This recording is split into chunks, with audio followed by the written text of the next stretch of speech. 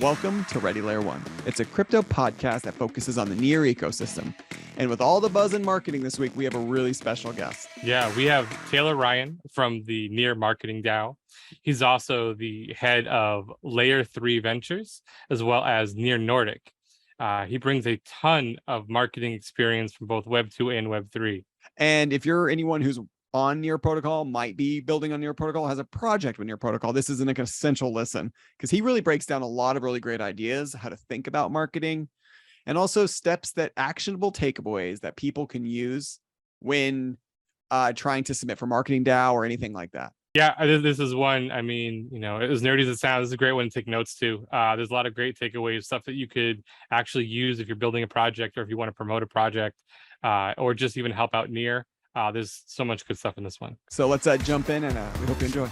So if you click that tweet, organic, dude, if you drop metrics, it's got like some of the best, like, it's funny, man. I spent 30 seconds on this and it does better engagement than anything. Isn't that wild? Yeah, like something that's just like off the cuff where it draws such a crazy amount of attention versus things that you sat down, dictated, edited, and put so much time into actually getting it out to the world. And nobody cares. Exactly. That's the game. So this one did that. Now what happened is it just started kind of going around. You could tell it sort of struck a chord with a lot of the community.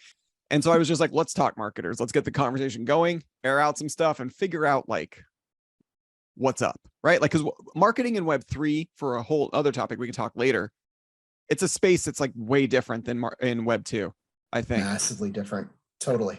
And it's building around. So that tweet happened. We did a marketing space. 200 people joined, which is for NEAR, pretty big deal. Some major rules, no bitching, all that stuff. We got to some points, got to some ideas. And I said, listen, like, this is like, I like marketing, looking for actionable stuff. Thing we pulled away from that is there's a couple groups going on now, huge discussions. We started a hashtag called NEAR is Now. That's cruising. Yeah, I mean, I guess I would love to, so when you first reached out, I mean, obviously we've exchanged from just the Marketing DAO stuff. Your profile was really interesting to me. You've had a lot of experience in a lot of different areas. You obviously now are doing marketing stuff, probably from Web 2 all the way to Web 3. So can you talk a little bit about, like, you know, what your background is just for the audience, but then also too, you know, what has attracted you to marketing in the software space specifically? Yeah.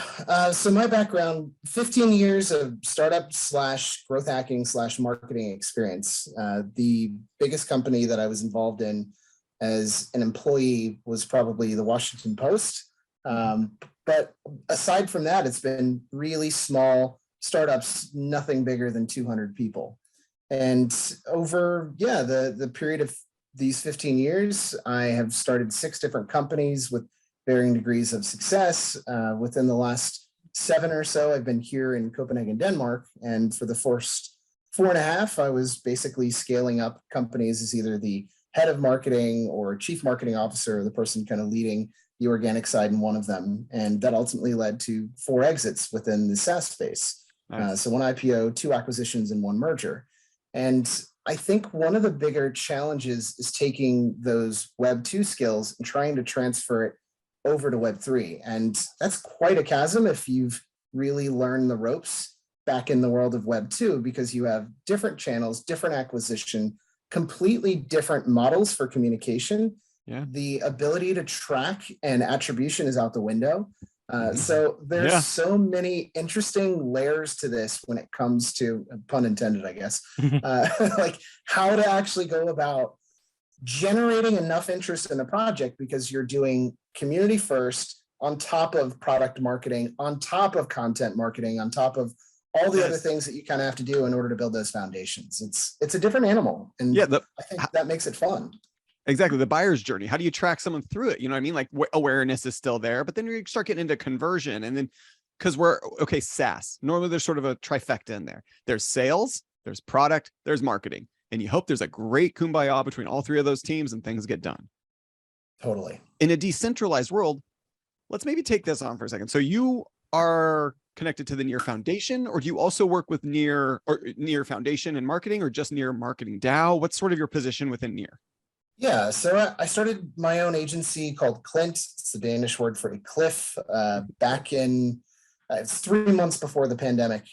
So that was fucking phenomenal timing. But but yeah, so I was working with anything from a 2-person startup out in the UK all the way up to multinational corporations in pharma and cybersecurity. And when you're trying to run your own agency, you end up doing lots of different things.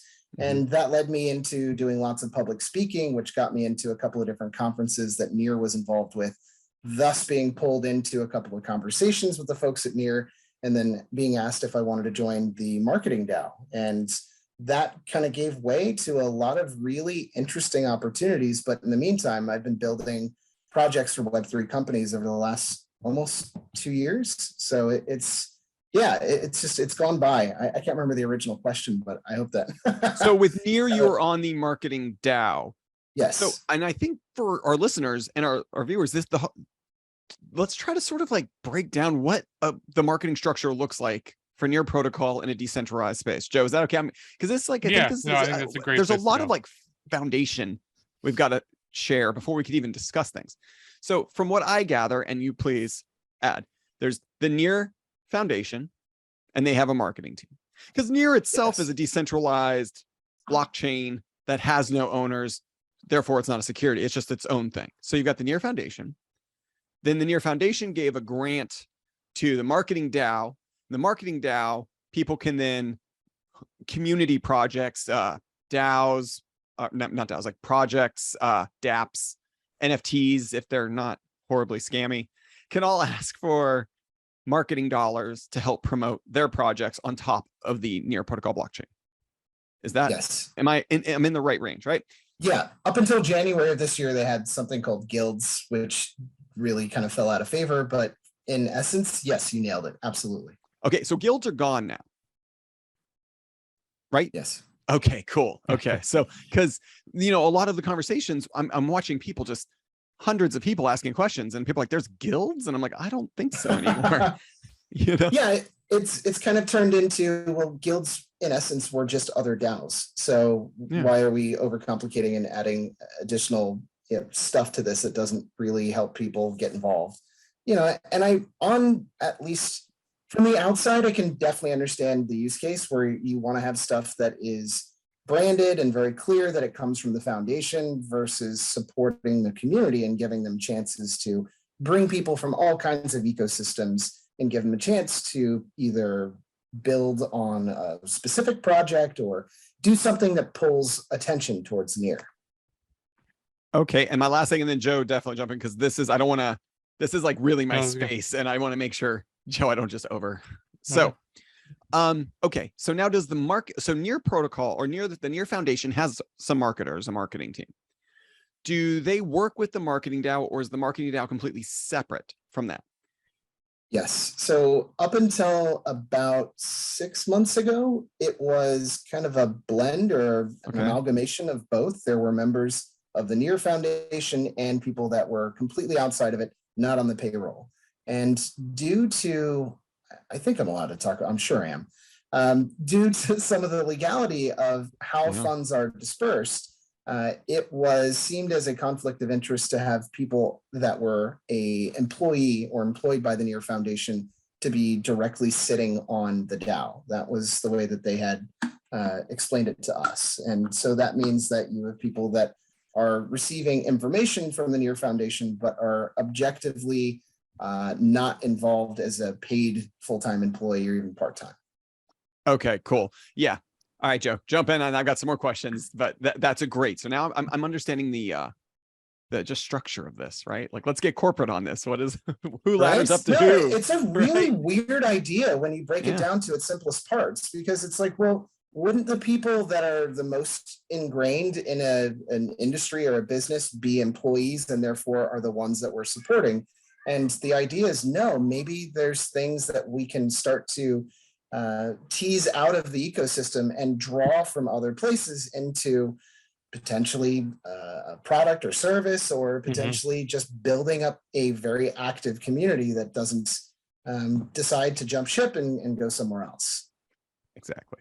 For you, as somebody who is a marketer first and been so ingrained in the space, What do you see as I guess the initial challenge when you come into here as, you know, a member of the marketing DAO, that you're trying to help vet projects, yet you kind of, like you said, you kind of have this mission from the foundation to some degree, but there is some, so how do you kind of square that circle a little bit?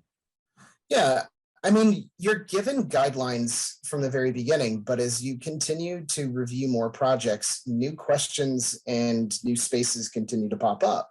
And I think in the initial shock of getting involved, I don't know. I mean, the companies that I've either worked for or run, I set a certain standard when it comes to quality. And I think we have to look at lots of different ecosystems as a whole and realize that there's a different distinction of quality when it comes to the type of work that you might get out of one space or another. And sometimes maybe the stuff that is interesting or the stuff that involves artists doesn't necessarily always take the same shape of what you would consider to be solid content or solid marketing. And, you know, on a regular basis, I'm surprised, but also, you know, we're trying to narrow down marketing projects by some form of KPIs, which is not always the clearest way of really looking at these things. But also the other side is we can't throw a shit ton of money just at NFTs. We can't throw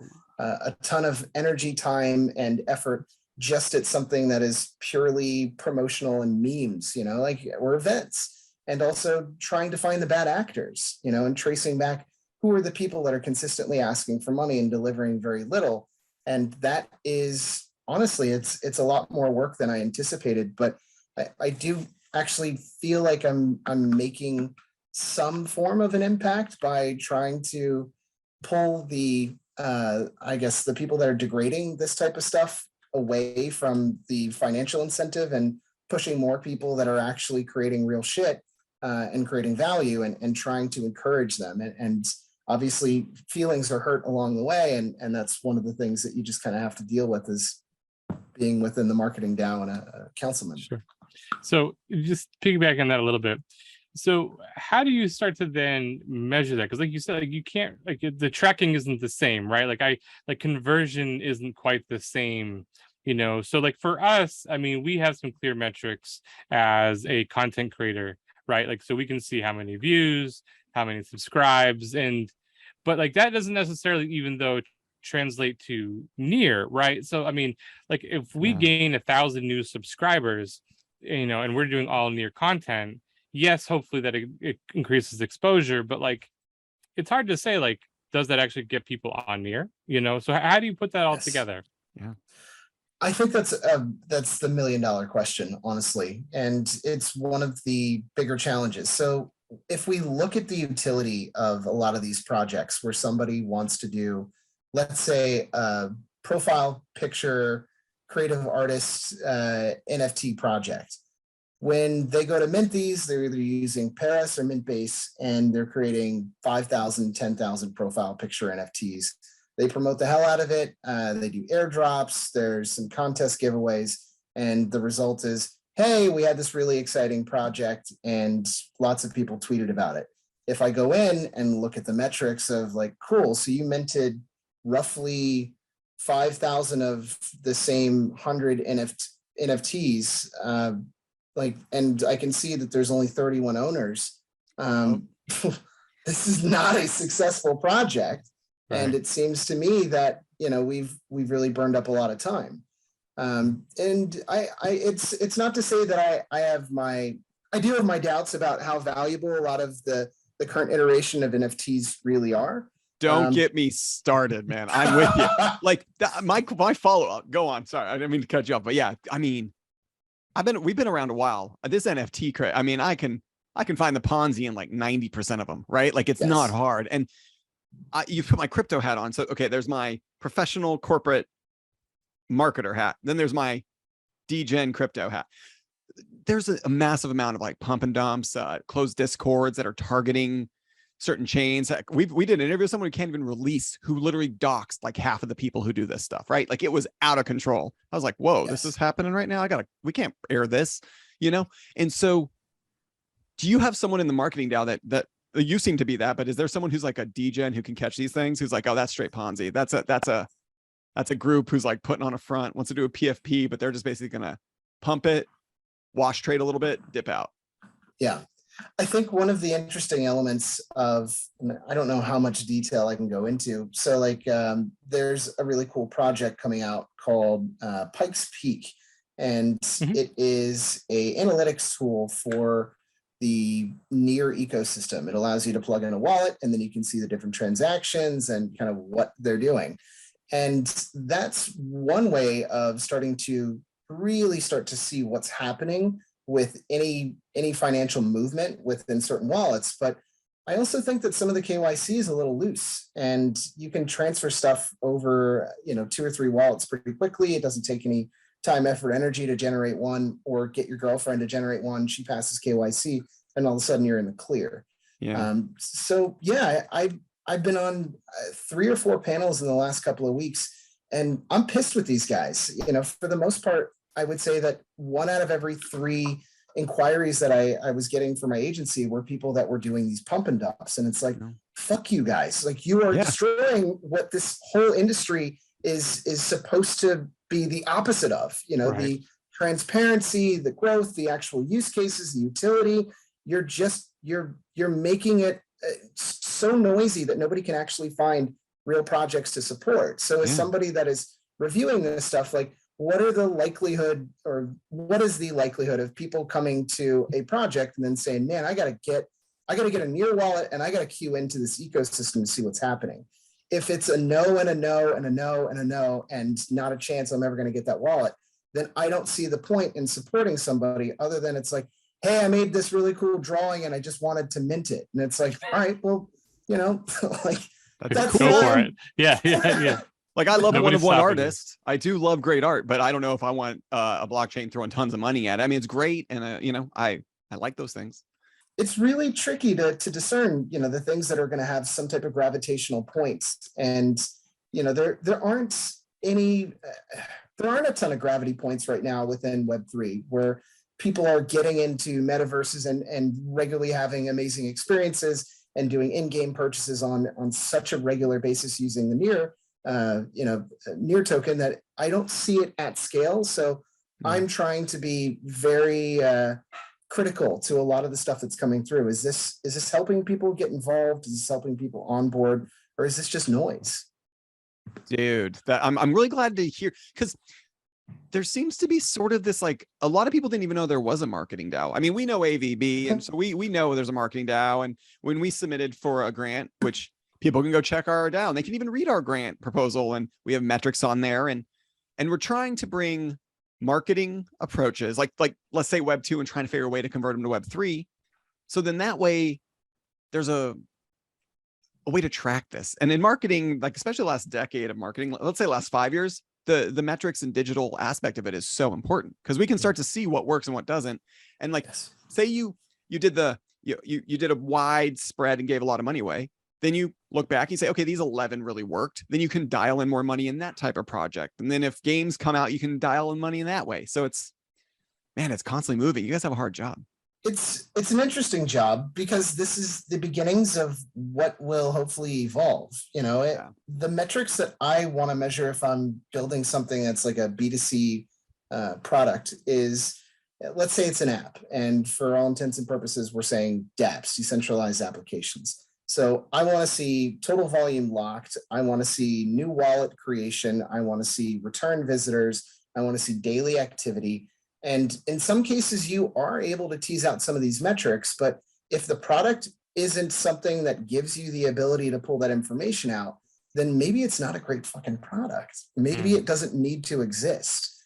And I think that's been one of the interesting plays that I'm watching very up close, because I was trying to launch an accelerator through NEAR myself. And up until the crash with Luna, it seemed like everything was like A-okay. And, we're going to ride off into the sunset, high-fiving each other. But it seems like of the few ecosystems that NEAR has doubled down on supporting, they're really focused on making sure that they churn out some dapps and getting people into these regular cycles of getting used to using these platforms that have a focus on utility. And that's why I see a lot of maybe challenges within the marketing DAO is I want to see more of these dapps being pushed, marketed, and drawn, lots of users into, and not so much these BS NFT projects. Yeah. And I will say, so I agree with the NFT meta. For our listeners, there are some good NFT projects. There are, because NFT is not a project. NFT is a tool that a good project can use. It is an altcoin with a picture, like it doesn't, it's just sadly the meta for the last year has been that, you know what I mean? Like not longevity. Speculation and yeah, sure. Yeah. So I'm hoping some projects are around, not a lot, but there's a few that are they're almost NFT projects that are turning into dapps. If you want to it's like, oh, you're actually making something that people will come back for. So yeah, absolutely. And on the sidelines in the background, I'm speaking with lots of people that are trying to build these things, whether it is fractionalized real estate ownership or some form of NFTs that are immediately attached to contracts like DocuSign or something closer to GSA certified diamonds. I think it's GSA. I can't remember. Yeah. That type of stuff, I can see clear utility. And while it is not the sexiest and not the most interesting thing to talk about, I see far more opportunities there than some of the kind of rah-rah, like, hey, it's a new video from this artist that nobody's seen before.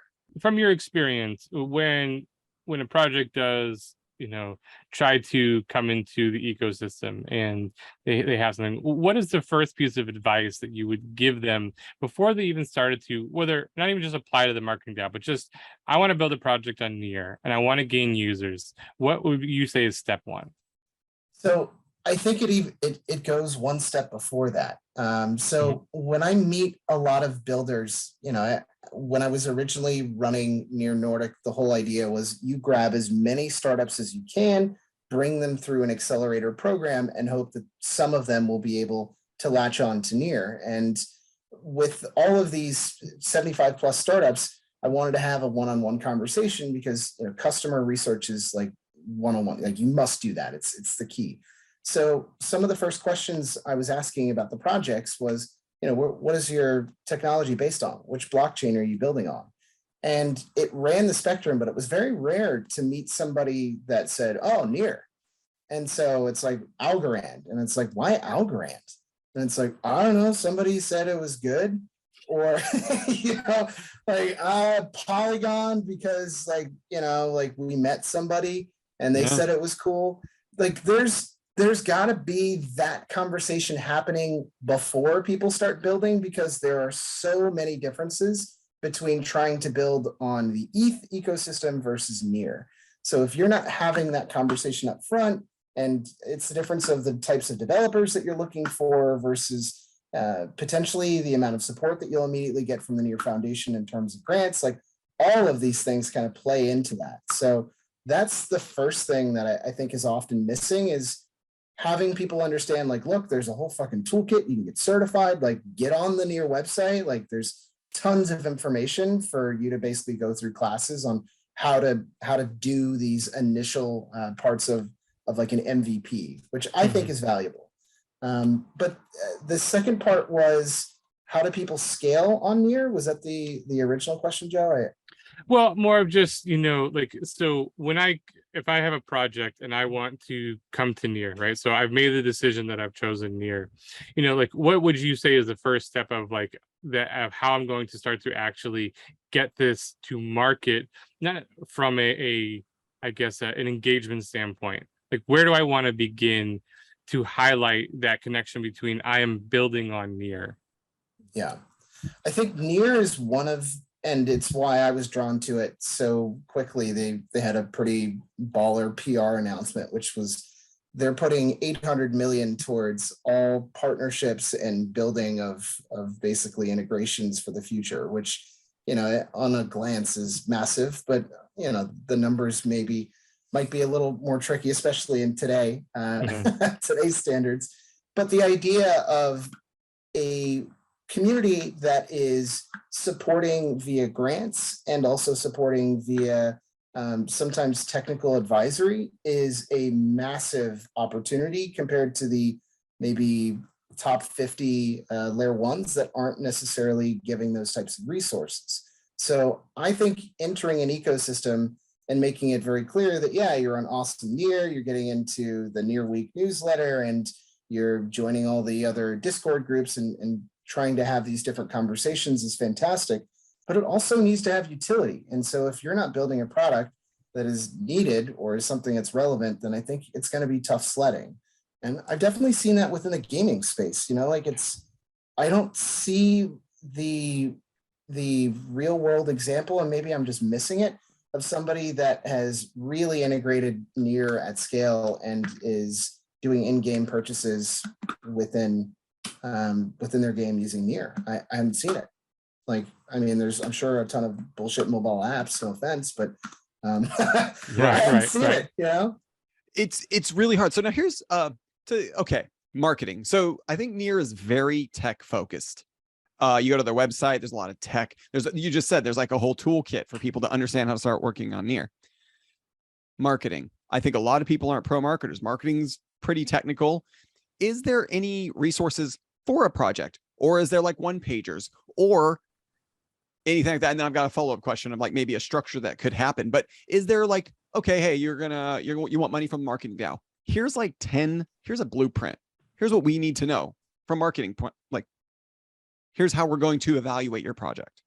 Yeah, that's a really great question. So there's versions of that. I think the challenge with having DAO-based ecosystems is everybody builds the same thing simultaneously in parallel.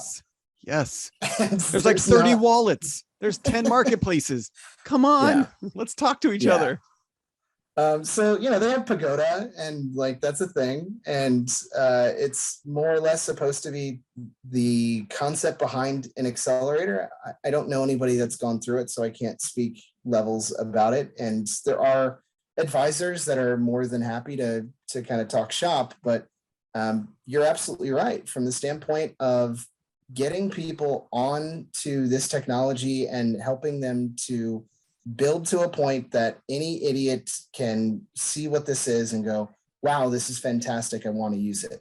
The problem with most of this ecosystem is that for now, it is purely developer driven. And developers have this, I'm going to misquote this idea, but developers understand so many complexities when it comes to like cryptography and data science and all the different development languages, whether it's Rust, Solidity, or whatever the case is, that they assume that tackling a very simple problem, like let's say, I don't know, health insurance, would just be, below them or super easy. The problem is, and the reason that most Web3 dApps suck is because there's zero attention on user experience. Yes. If I show up to a website and I've never used Web3 before, I'm like, I don't know what the fuck this is. I've never seen, like, what is a wallet? You're not helping anybody. It's just for the people who already know. Joe, do you want to jump in, or I've got a follow up to this that I kind of keep going. All right. Okay. SaaS, you know it? I know it. All right. So SaaS, there's usually like a global marketing department, then there's a product team, and then there's a demand team, right? At least in places I've been. So the global team's job, responsibility is to create basically marketing pillars that they can then give to all the other marketing teams and be like, hey, while you're doing your marketing work, here's like a framework. So does NEAR Protocols, the NEAR Foundation, they have a whole marketing team. They're doing NEARCon. I know event marketing. That's a lot of work. Their events team is jamming, right? But do they have a global team, or do they have a singular person who's done like, okay, we're going to focus for the next 6 months on getting awareness for NEAR, and our tagline is like tech matters.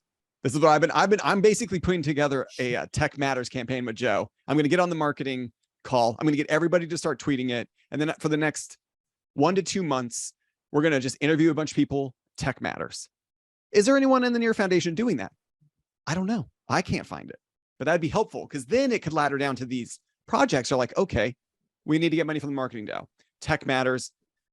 When we do our awareness campaign and stuff like that, we have sort of there could be not a Google Drive, it's all centralized, but there could be some place to get assets so people could leverage them so they don't have to hire a creative team, right? Like I'm just spitballing ideas, but is there anything in the works like this?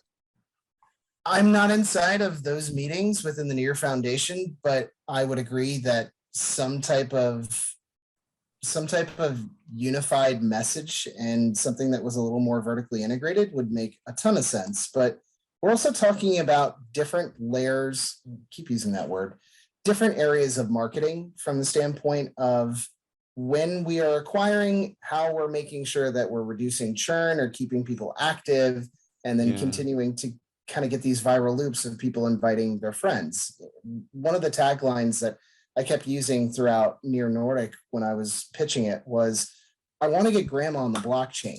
It's got to be so stupid easy. Yeah. And there's got to be an incentive there for this person to get on that they would feel absolutely ridiculous for not doing it. It's like Alex Hormozzi's $100 million offers, you know, and if you can't show that this beats the status quo and this is leaps and bounds a better experience, it's faster, it's cheaper, and it reduces headaches compared to all the competition, then people aren't going to come. And, you know, if you look at do a quick Google search and you can see crypto assets by country or crypto adoption by country.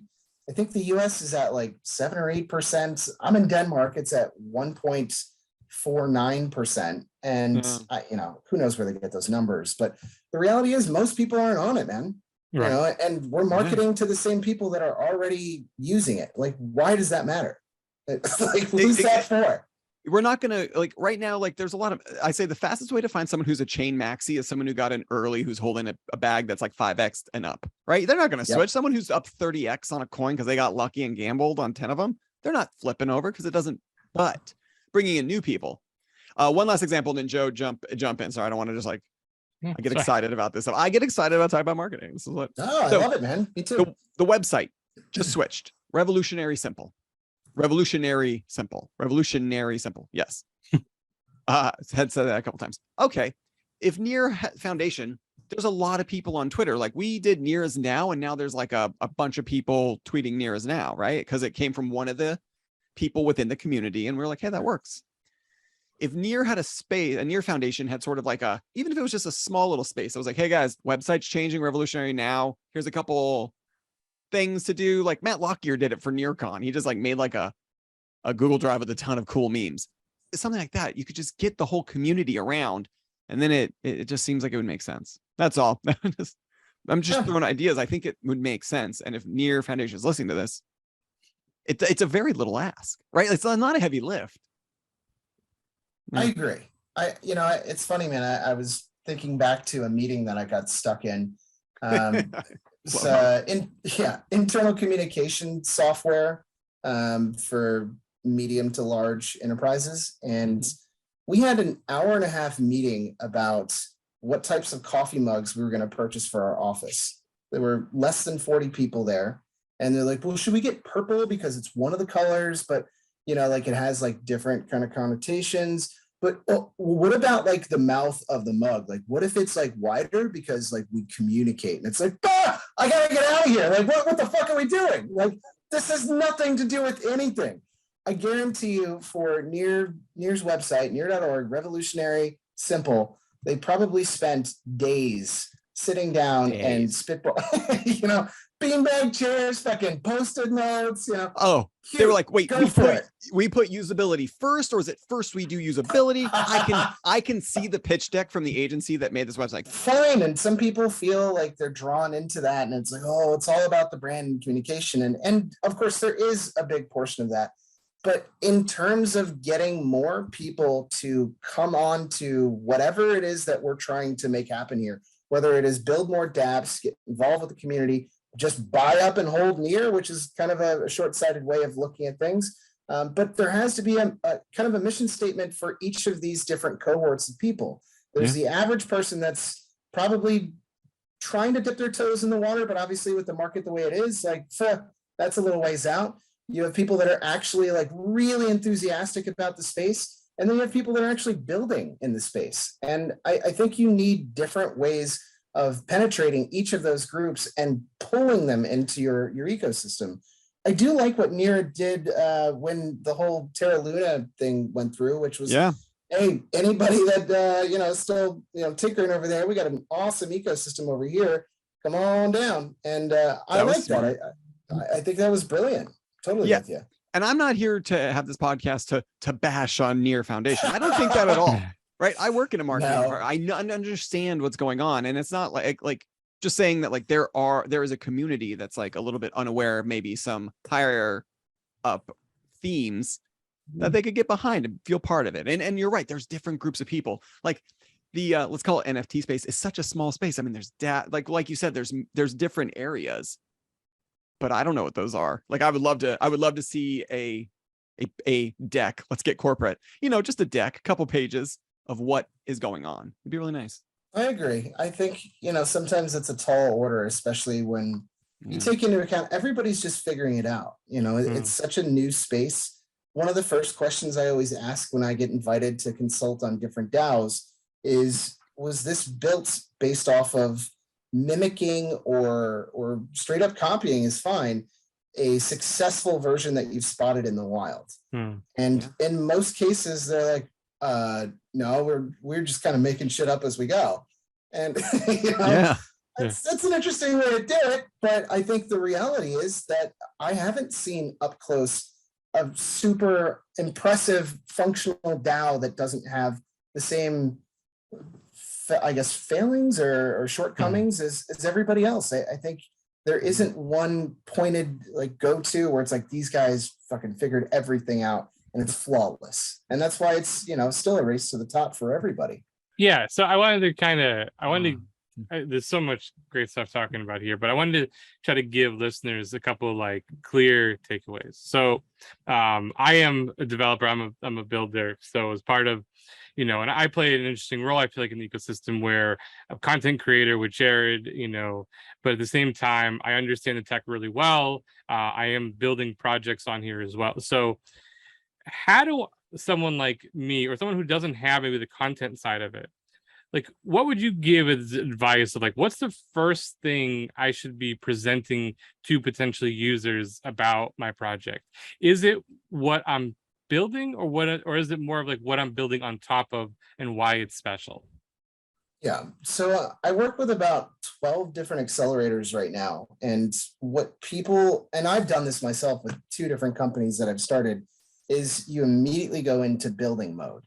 And unfortunately, it doesn't make sense. Like, you don't know what you're aiming for. So one of the hardest things that you have to detach yourself from is your immediate knee-jerk reaction, which is like, dude, let me just get the MVP.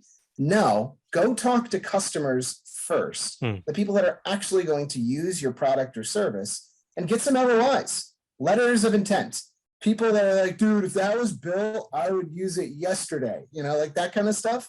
Yeah. Like, whenever that's on a deck, immediately people are like, oh shit, like you have 20 people that are saying they would use this. This also gives you lots of interesting viral loops to then tell those people like, hey, I know you said that. Can I use that as a little testimonial? And can I also get this spun out and ask you to invite a few friends to the platform and get a very simple 1-page pre-launch, like single form field, maybe 2, first name and email address, to get on board. I don't see the need to connect a wallet to something that isn't ready yet. And I'm not going to either way, because I'm worried somebody will end up figuring out how to pull all the cash out. So I'm not doing that. Right. So talk to customers, single landing page, but also see what else is out there. And I think like that's the hardest thing to ingrain in people is like, show me what good looks like. Go find it in the wild. Doesn't have to be within NEAR's ecosystem. Honestly, doesn't even need to be in Web3.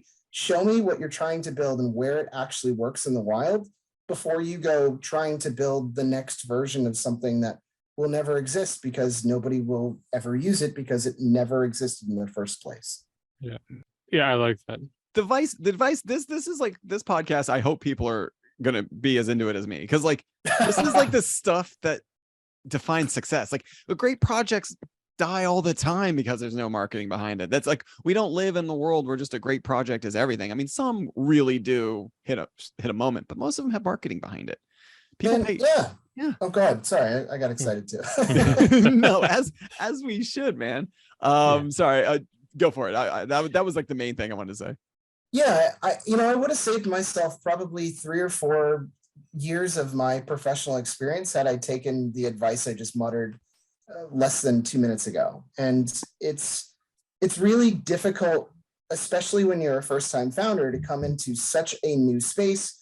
And on either side of you, people are saying all kinds of things. You're distracted by bullshit on an ongoing basis where it's like, those guys got 7 million in funding and they're not even out of test time. It's like, that's not for you. Don't worry about that. Build the thing that you're focused on. Yeah. And it's so difficult to get people into the space and allow them the runway to build something that at the very least has some practical functionality that people can get in, they can enjoy, they can come back to. If you can do that, you're miles ahead of everybody else. It's so hard to get there.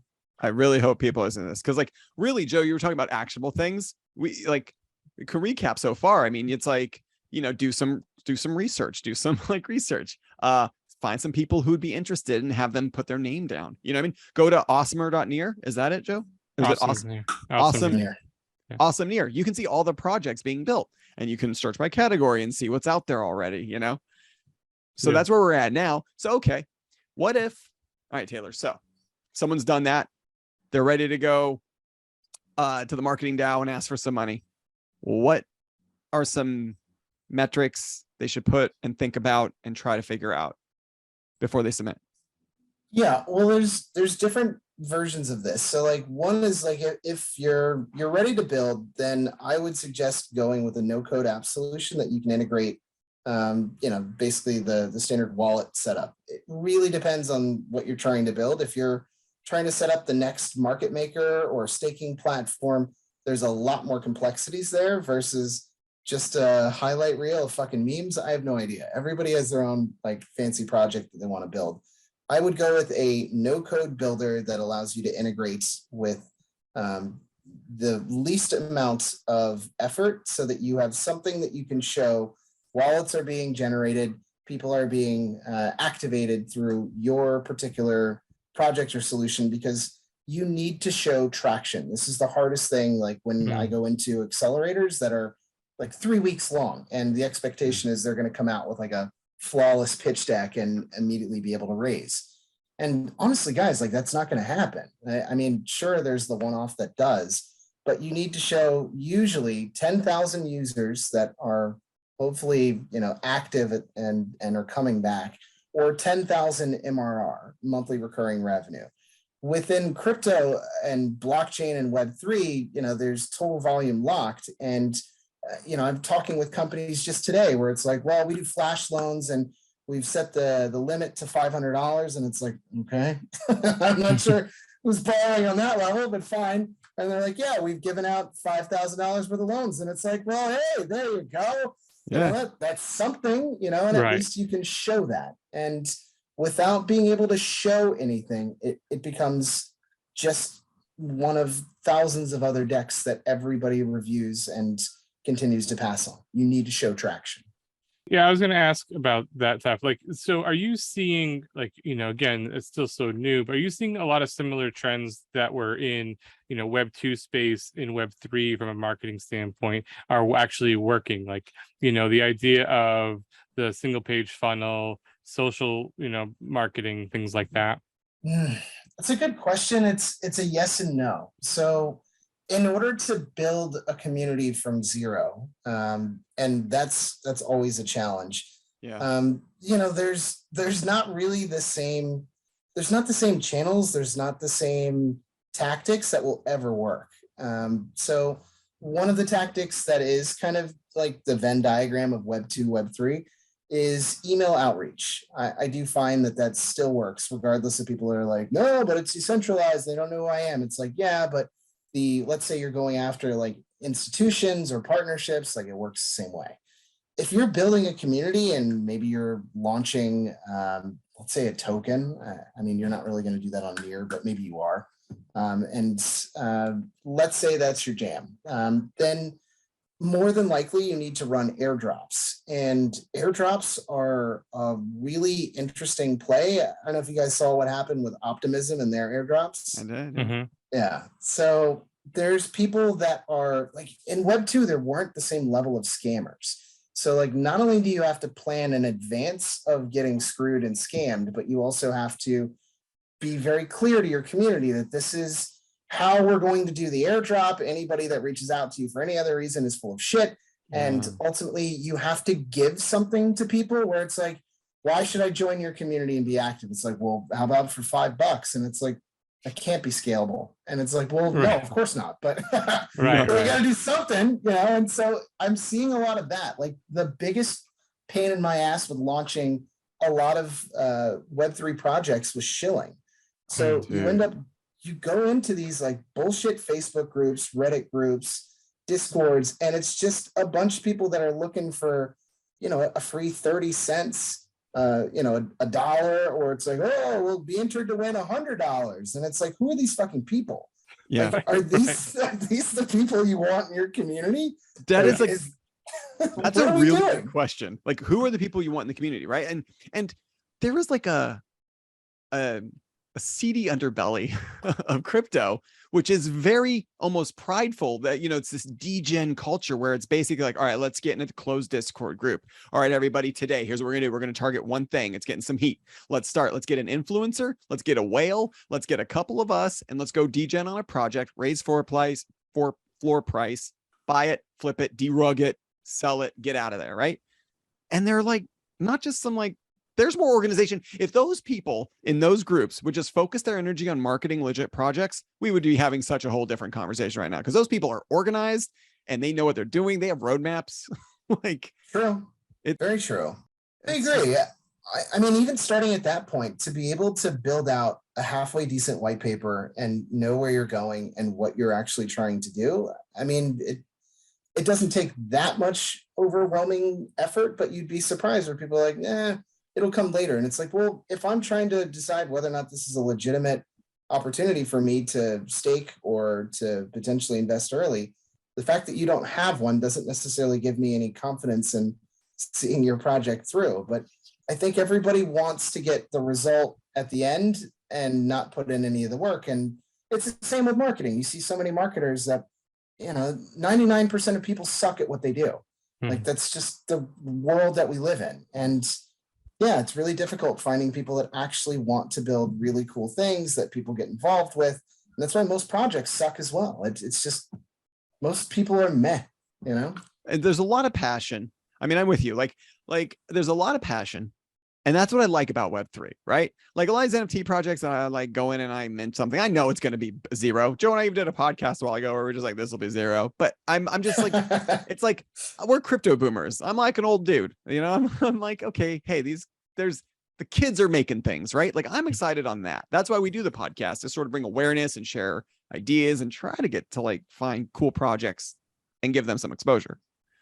Yeah, you know, like I'm inundated with emails from people that everybody wants to just throw out the idea, and very few people want to execute against it because it's work, and work is long and not necessarily there's never a instant gratification when you're doing that stuff, or at least not in my experience. Me neither. So, you know, like you find somebody, it's like, well, I found these people that like can set aside precious metals, and like, if I could get that on like Web3, and it's like, so fucking build a plan and then come talk to me. Yeah. And it's like, well, yeah, but that's why I talk to you, because like, you know, developers, and then like you could do all the work. And it's like, well, then why do I need you? Why on earth are we talking? You know, that's right. I'm sure. I mean, Joe, if your background is being a developer, how many guys run up to like, hey, I'm an idea guy. I don't know how to build, but you know, here's this thing, $1 million idea. Go build it, Joe. Right, how dare you? I'm right here, guys. No,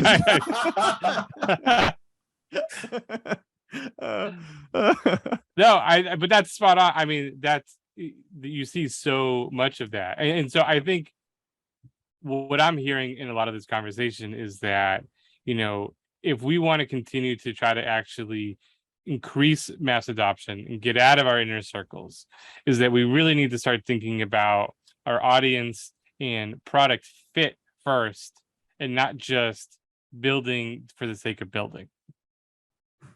Yes, absolutely. Or at least the utility behind it. You know, like what does this actually do? You know, something to that effect, as opposed to just art for the sake of art.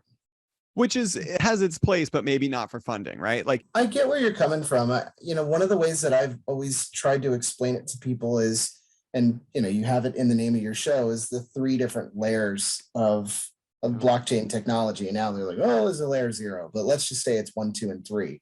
For me, it's very clear that there is infrastructure there. We have roads, right? Like, people have built the foundations of roads, and that's layer 1. There are ways in which you can get from one place to another.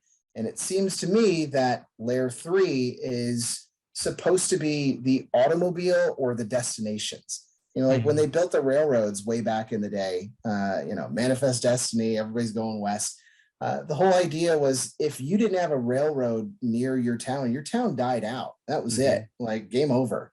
Right. And you're seeing now that these railroads or roads, whatever we're going with, exist. And it's getting more interesting with the ability to be able to swap whatever energy or whatever material we're putting on these things. So like if we're talking about energy, maybe you have coal, nuclear, and I don't know, oil and gas or something. And you're able to swap these out for fuels in order to get from point A to point B in a much quicker fashion. Yeah. I think we're missing a really strong automobile that is versatile enough that anybody can use.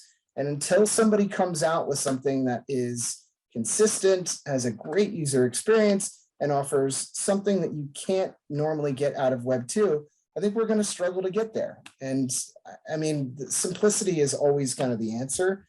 I'm sure that somebody will put out kind of a bridge to, look, you put in $1 today, and in 2 weeks, it's $1.12. Congratulations. Right. And if it's that simple, where, you take the lowest version of somebody that understands this stuff and it gets them foot in the door to understand, like, oh, wow, there's a whole town here of different things I can play with, then maybe that's where things need to be. But until you get some of those really core pillars worked out, and less of the fucking douchebags that should have been personal trainers or fucking real estate agents, right?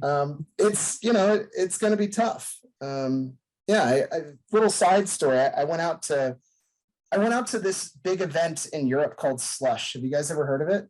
No. It's supposed to be like the biggest tech event in Helsinki, but whatever. It's like 30,000 people, which is kind of cool. Whoa, that's big. And yeah, I mean, for a European event, it's massive. And I remember getting in there and realizing, like, wow, there are 30,000 people here, and the vast majority of them don't really look like the tech people that I used to know when I was in Washington, D.C., and then getting to meet so many of these people. It's like, there's a lot of noise in here and a lot of people that are really taking away from what potentially could be, but this is how it has to be in order for some people to fail and some people to do really, really well. I mean, you need lots of stuff to get thrown at a wall. And we're kind of at that phase with Web3, unfortunately. So do you see, I guess, like, so kind of taking it now, next steps, should the focus really be more on, like you said, that automobile and promoting that? Or are we still in a phase where, as a community, we should be promoting more of what the L1 can actually provide that's unique? So from the standpoint of, it's both. That's like every marketer's answer. Well, it depends, So for sure, it's both, because to get people to actually build on this stuff, to grab them before they start going into any other competing blockchain out there, you need to really be on the forefront. And that's tricky. I don't have good answers to that. I think hackathons are shit, honestly. Like, they're a distraction. You don't come out of those things with like $1 billion valued products. Like, it's not how it works. So you need to grab people that are a few years out of school and have tried a few things, that are starting to look at like what their next like focus is going to be. On the other side of it, you need something that is so simple, so easy, and don't wash it over with all the complexities of how it works. Nobody gives a shit about how the automobile that they drive to work actually functions. I just need to know that it gets me from my front door to my office, and it will never break down. If you can convey that messaging in clear and idiot-proof terms, people are like, oh, okay, that sounds pretty good. And it's better than the other thing I was using. Yeah, it's better. I don't need to know how it works, but apparently it's better. you'd be surprised how well that works. Like, people aren't that like complex. Like, it's just show me why it's better, and don't tell me how it works. Just tell me it's great, and why it's better than the competitors. Have you seen a benefit in that kind of marketing where if they don't use words like crypto and Web3, but focus on things like security or, just something around that lines, or like ownership? Like do those kind of buzzwords seem to work better if you get or do you kind of still need to actually say like, no, this is actually crypto? Yeah, I mean, there's so many different ways to test this stuff. From my experience of just talking with people that are not in this space. So I've built up a handful of innovation labs, and I've spoken to a few characters at financial institutions, and then at a shipping company that's big out in the Nordics. And the vast majority of them are freaked out by this space. One of the most common misconceptions that I get with speaking to these people is like, yeah, but crypto is bad for the environment. It's like, you fucking idiot. Do you have any idea what you're saying? Like, there's a difference between proof of stake, proof of work, and then like you realize you're explaining complexities to a child. Like, it doesn't make sense. So there is a PR problem when it comes to the word crypto. But from the standpoint of getting people to realize inherent value in something, that requires like a real solution that they can get involved with that isn't scary. Like, I mean, the first times that I've gotten people on a crypto wallet, like I got them on Binance and Coinbase. And I remember looking at my hands when I was doing it the first time and seeing the sweat glistening on my hands as I was putting in the wallet address for the first time. So, it's like, I'm only transferring $25, but I'm like, I don't know what's going to happen here. And the first time that we all did that, it felt really weird, and like super scary. And while NEAR has done a great job with simplifying the address ID, I do think that there's still little elements of that you have to go through in order to get to the other side. If we take like video games, for example, there's a reason that you go through a bullshit tutorial level before you actually get into the game. It's like, jump on that chair, and you're like, why am I doing this? I want to play the game. And it's like, no, because you have to go through this in order to understand the basic tenets of the game. And if you don't have that, if there is no version of that within Web3, then I don't think you ultimately get into the game. Yeah, no, I mean, I'm going to clip that last piece and for NearCon, because we're actually doing a project that is about onboarding. Yeah, so that's where I think like to hear that is like, okay, one, obviously validates like what we're doing, but I think just to myself, and this doesn't have to be in the show, but like I'm cutting everything now. Yeah, I love the idea though of like, you have to eliminate some of that fear for people, because there is something of like, if you go through just life as an adult and like you've ever had to transfer money through a bank or any other kind of bullshit that you go through, and then you do it on crypto and it's like this, it's instant, right? It's like, I just sent $1,000. Like it's mind-blowing at first and you almost feel like it's fake, because it's like, well, how did I just do that? Why is it so easy? Because the rest of my life is so hard. And so that I think it's that bridge, right? Like it's how do we get to that bridge to show like, yeah, it's okay. Like, it's going to be okay. Like, this is how things should be. Yeah. But we might still not be there yet. I sometimes question that too. I'm like, I think crypto or blockchain is going to eat finance. Like, it's just so much better. There's like the difference between transferring 10 grand from my bank to a bank, or go to your bank and try to get 25 grand right now. That is like a thing that might not happen that day. Right. Even for like famous people, they have those videos that a guy's like, oh, why can't I get my money? They're like, I don't know, that's 25 grand. That it's just going to eat its lunch. It just might take a decade. But trying to figure out the other area, and finance will just incorporate it. They're not dumb. Those are some of the smartest people in the room. Well, Jared, as somebody that's in marketing, there's this marketing phrase called brand switching. And there's certain things that make us decide it's time to switch a brand. So you go from Reeboks to Asics, or I don't know, Firefox or Internet Explorer to Chrome, or you go from Apple to PC. And these usually fall within pretty standard lines. And it either is a better service, they're not innovating, you want to try something new out of curiosity, which is relatively rare, or you're super frustrated with the status quo. And that is the one that often leads people into new opportunities. Dude, I live in Denmark. They charge -1% interest for me to leave shit in the bank. So if I have, and at one point my agency was 20 people strong. So I'm watching this little line appear every month, renter, and I'm losing hundreds of dollars immediately out the window. And it's like, yo, what are we doing? And they also did this to the average consumers out here as well.